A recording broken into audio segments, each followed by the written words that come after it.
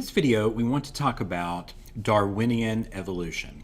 So we're going to start by talking about Charles Darwin, get you a little information about him, and then we'll talk about his journey on the HMS Beagle that led to the idea of evolution by means of natural selection. So let's talk a little about Charles Darwin there. He was born in 1809, went and lived to a nice age of 1882. He was a naturalist from Britain, meaning he studied nature. And of course, his famous idea is this idea of evolution by means of natural selection. So that's what we're going to be talking about in this video, is his journey and these ideas of natural selection. So how did this start? Well, it just so happened there was a ship, the HMS Beagle, that was assigned to chart the South American coastline. This particular ship was under the tutelage of Captain Robert Fitzroy. Now, it was common in those days for captains of a ship to choose someone on this long voyage, right? 1831, that's a long time on a ship. It was customary for them to choose someone to go on this journey with them. So Captain Robert Fitzroy actually chose Darwin, someone of his sort of same social class, someone that he could have intelligent discussions with. And lucky for us, he chose Darwin. So what did HMS Beagle do? So it set out from Britain, went across the Atlantic Ocean down to chart the South American coastline. So it moved all around South America, charted the coastline, observed lots of species, and all this time, Darwin, right, the naturalist, is observing the nature. He's documenting all these species that he sees. Well, as you can see, the Beagle ended up right here. As it was leaving the western portion of South America, about to travel across the ocean, it stopped at these little islands here. And of course, those famous islands are called the Galapagos. Well, what did Darwin see when he got to the Galapagos? Really, lots of interesting species, right? He saw these giant tortoises. Saw some finches, some birds. A lot of these were different than things he saw in South America, right? They might be somewhat similar, but he was, noticing a lot of really unique species. These in particular, so interesting. The blue-footed boobies that display these elaborate courtship rituals. And then these marine iguanas, right? These marine iguanas that are so interesting on the islands of the Galapagos. If you ever get to visit the islands of the Galapagos, you can see a lot of these species still there today. So if it was me and I was traveling around South America and I arrived to the Galapagos, I'd really be interested in these birds and these iguanas, really interesting. But Darwin was a little different. He actually was really interested in the birds. Of all these things, he was interested in these finches. You might call him an early ornithologist, really into the birds. And he started noticing, okay, I notice that there's several different variations of these finches on the islands of the Galapagos. Now, they're kind of similar to some of the ones he saw in South America, but not exactly the same. So he started wondering, I wonder how all these finches, all these birds are here on the Galapagos and we didn't see them over in South America mainland. So he started studying them and he noticed something really interesting. They all had very different beaks, or many of them had quite a bit of variation in their beak size. That was different from some of the ones he saw in South America. And so he started to wonder, I wonder if these birds adapted or changed when they got over here to these islands, or if the species of bird changed to correlate to a food source. For example, he noticed that these with these really big, dense beaks seemed to be eating a bunch of seeds, right? Seeds that are hard, nuts that are hard to crack. Some of these with these longer, skinnier beads ate a lot of flowers, particularly the ones in the cacti, the cactus flower. So you had to have a small little beak to get in there and get those flowers. Others had a sort of more moderate bird that seemed to be better at getting beak that seemed to be better at getting insects. And so we started to have this idea, I wonder if the beaks correlate to the food source. I wonder if these birds changed over time and their beaks actually changed to be able to eat different food sources. So that was his sort of big question that started this whole thing. We now have a term for this, right? It's called adaptive radiation. And that's the idea that when a species arrives in a new location, a new place like the Galapagos, maybe one flew over or somehow got over to South America, over to the Galapagos from South America, and then they changed or adapted pretty quickly to be able to survive, we actually now call that adaptive radiation. So Darwin was on to something. So more about these birds. Why the beak? What's different? What would it allow? So the different beaks, we know, actually allow the birds to feed differently. So the beaks changed, right, from that original species. Different birds had different beaks. There was some variation. Maybe the beak, some of them were born with these larger beaks where they can crack through the nuts. Those were able to eat the nuts. They survived, so they were able to successfully feed. And that meant they were able to compete. So for the limited resources on these islands, they were able to compete and survive because they could get the food they needed. That also meant, well, if you survive, you may also be able to reproduce.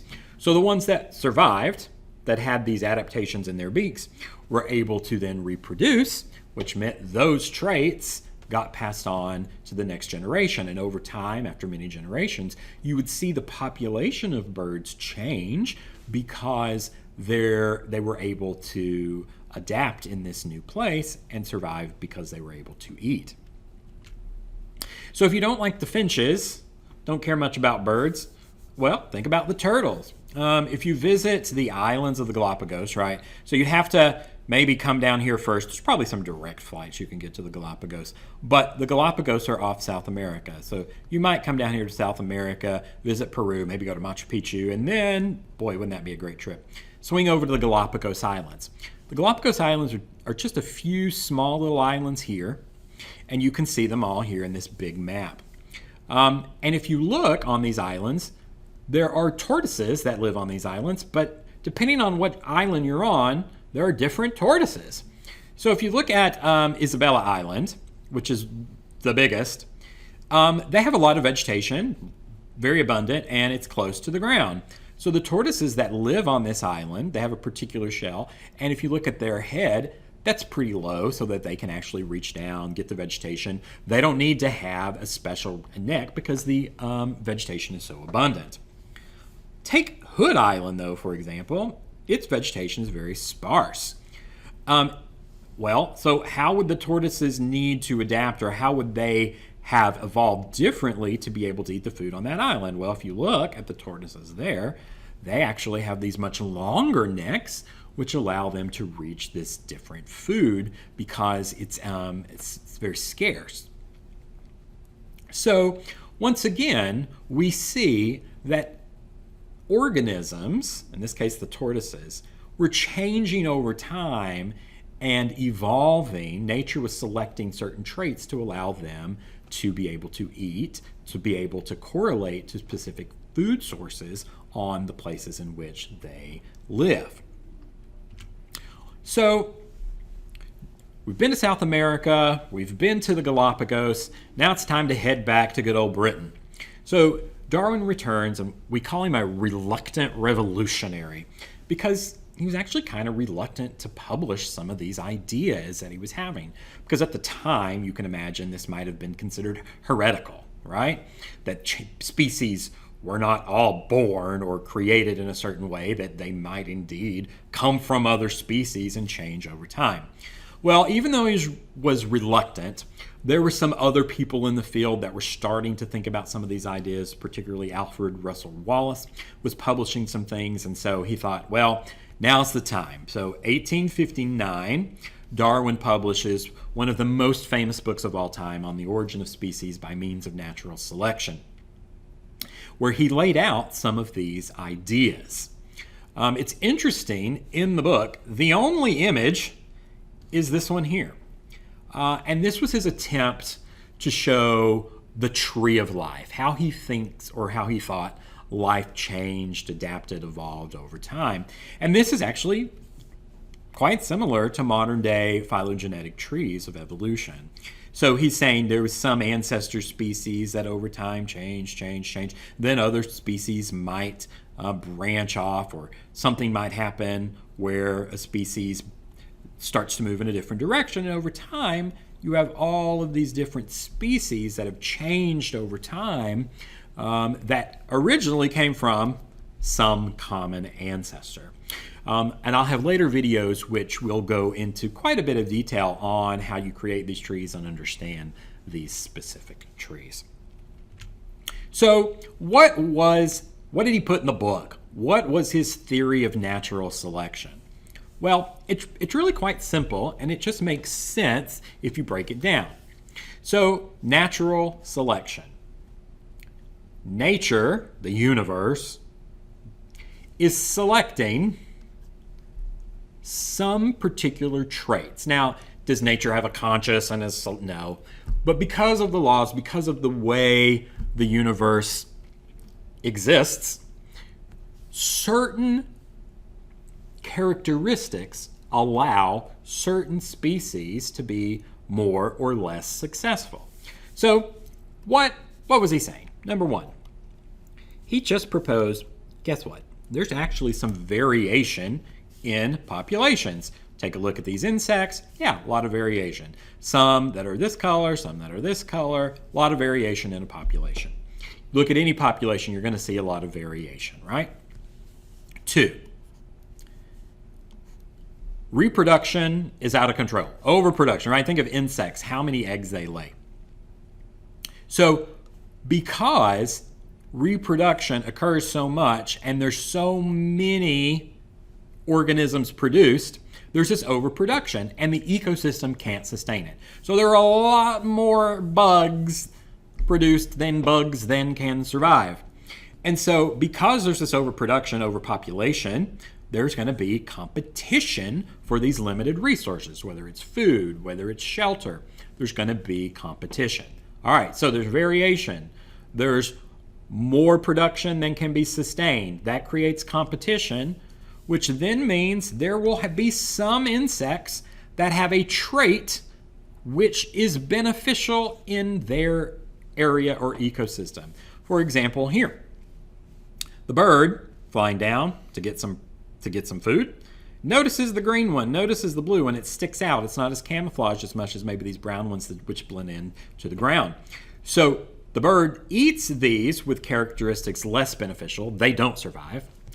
But the ones that are brown, that blended in, for example, in this case, those are the ones that survived. They had a trait which was beneficial for their survival.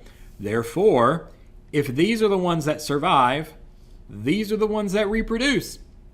So it just makes sense in this case, if all the brown ones are surviving, those are the ones that are reproducing. You can't reproduce if you don't survive. So over time, the ones that are reproducing are the brown ones. Over time, the population shifts. The characteristics of the population as a whole starts to shift in one direction based on the individuals that survived. So you can see how this population here has evolved and is very different than the original population we saw there. So those were his ideas of natural selection.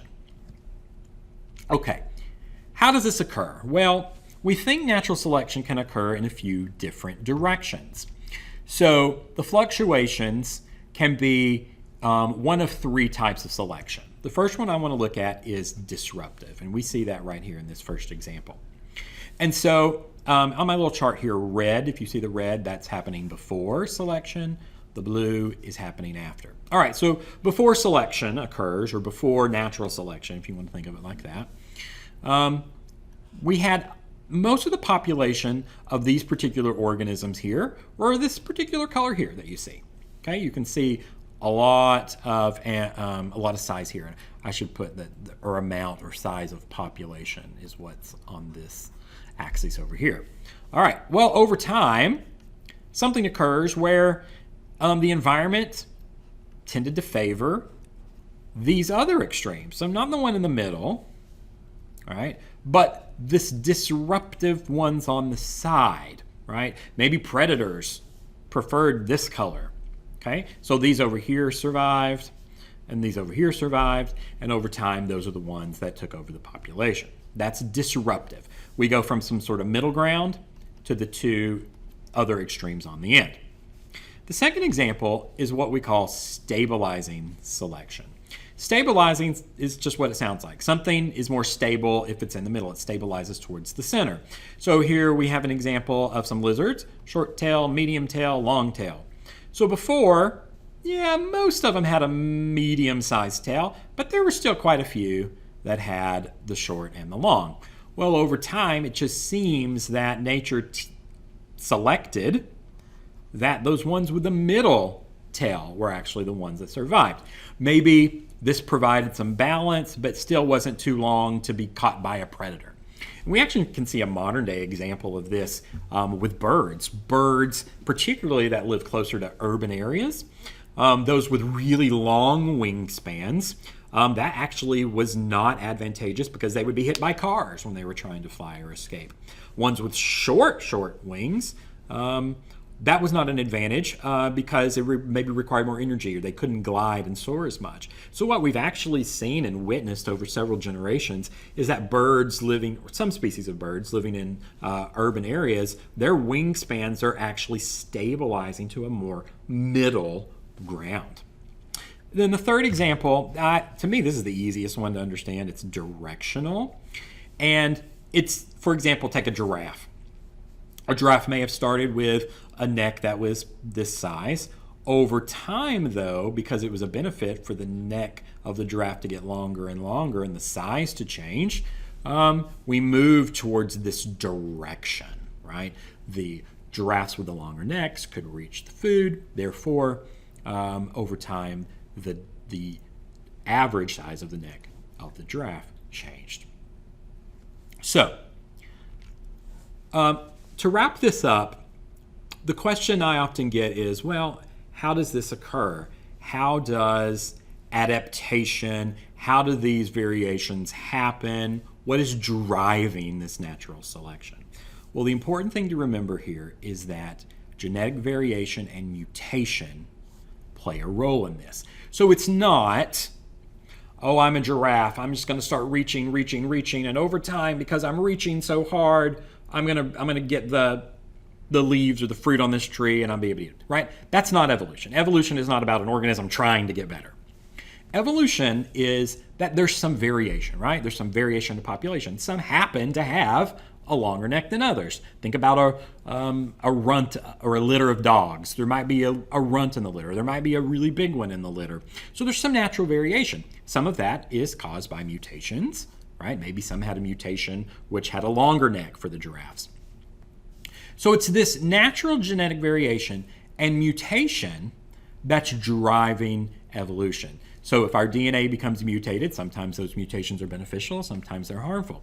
If it was beneficial, that mutation would help the organism survive. That would be passed on to the next generation. And so adaptation is a word I've been using a lot. Let me help to define that. That is when we have some variation or variety in our genes that gives the organism a trait that provides an advantage. So an adaptation might be something like this cicada on this pine tree, right? If you're walking by this pine tree, you might not even see that cicada. It had an adaptation. It had some variation in its genes, which allowed it to be camouflaged into this pine tree, and therefore it probably survived, wasn't picked off by a predator. Over time, the population of cicadas would gradually change because that adaptation which helped it survive. Okay, so hopefully this helped you with your understanding of Darwin, his journey, and his ideas of natural selection.